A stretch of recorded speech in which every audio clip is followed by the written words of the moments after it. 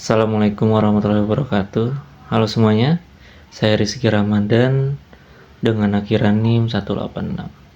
Pada kesempatan kali ini, saya akan membahas topik yang sangat penting, yaitu korupsi yang membudaya dan tantangan pemberantasannya di Indonesia.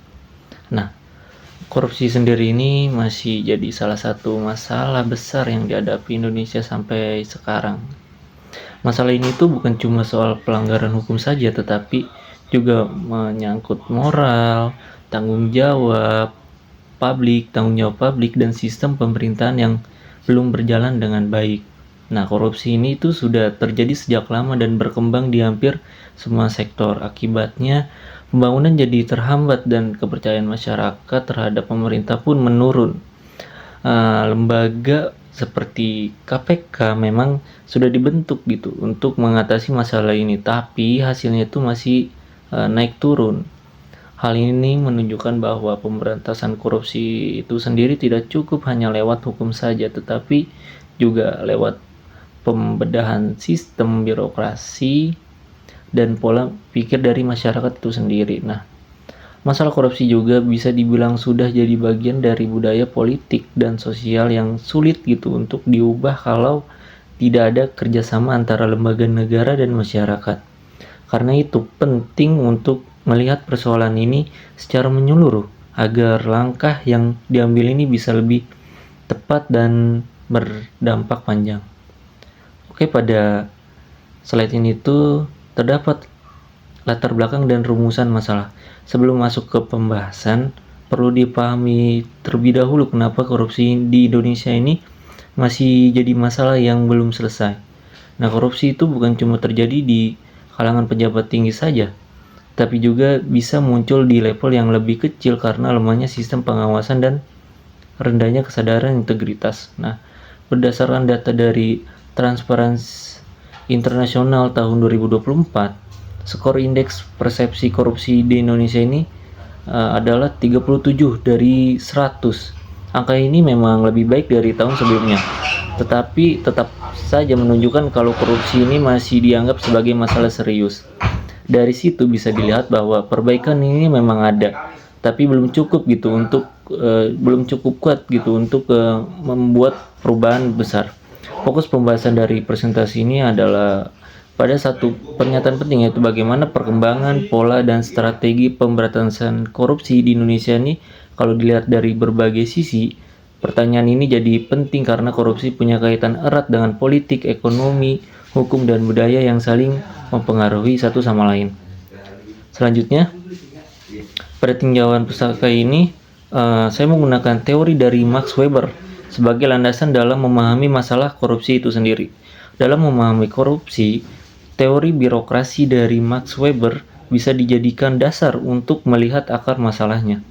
Weber ini menjelaskan kalau birokrasi yang ideal seharusnya berjalan dengan sistem yang rasional dan dilakukan oleh orang-orang yang profesional sesuai kemampuannya masing-masing, bukan karena hubungan pribadi atau kekuasaannya.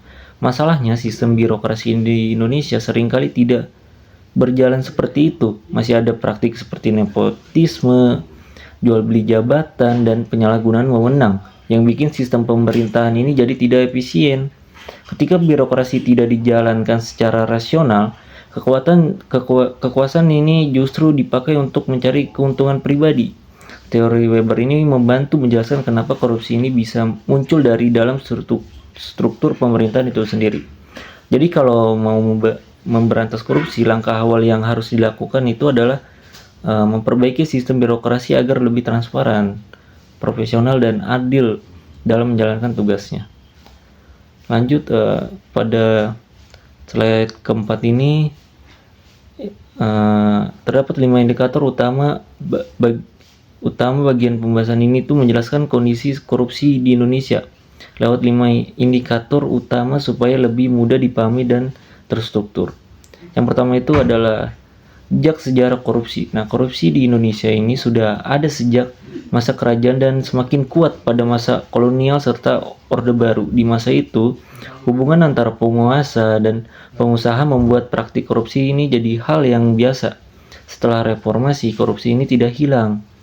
hanya berubah bentuk menjadi lebih modern seperti penyalahgunaan dana publik atau suap dalam proyek pemerintah. Indikator kedua adalah jenis dan pola korupsi. Bentuknya itu beragam, mulai dari suap, gratifikasi, penyalahgunaan anggaran, sampai manipulasi kebijakan.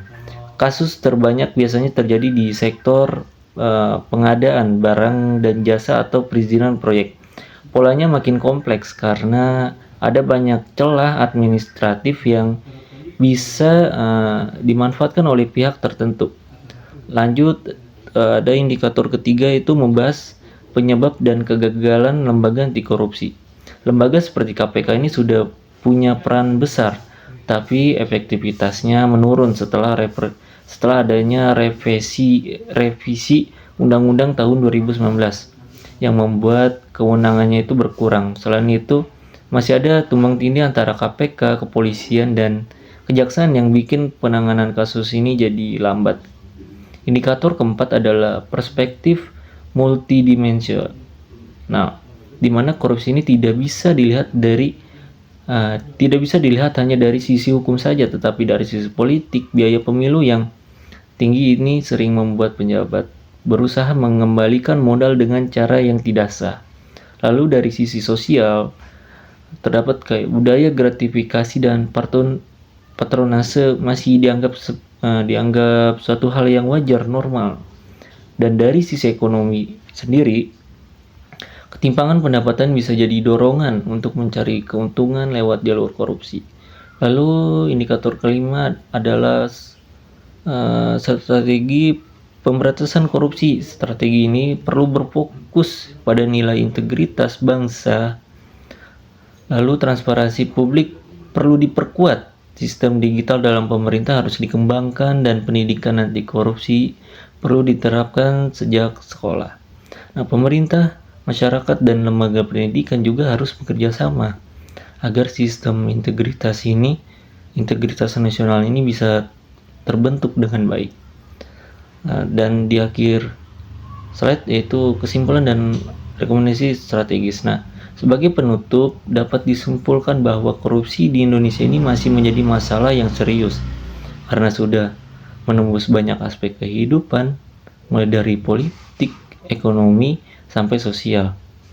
Upaya pemberantasan korupsi memang sudah dilakukan, tapi hasilnya belum maksimal karena adanya faktor struktural dan budaya yang belum berubah sepenuhnya. Supaya bisa lebih efektif, strategi pemberantasan korupsi ini perlu dilakukan dengan beberapa langkah yang nyata. Yaitu pertama, memperkuat independensi lembaga anti korupsi agar bisa bekerja tanpa adanya tekanan politik.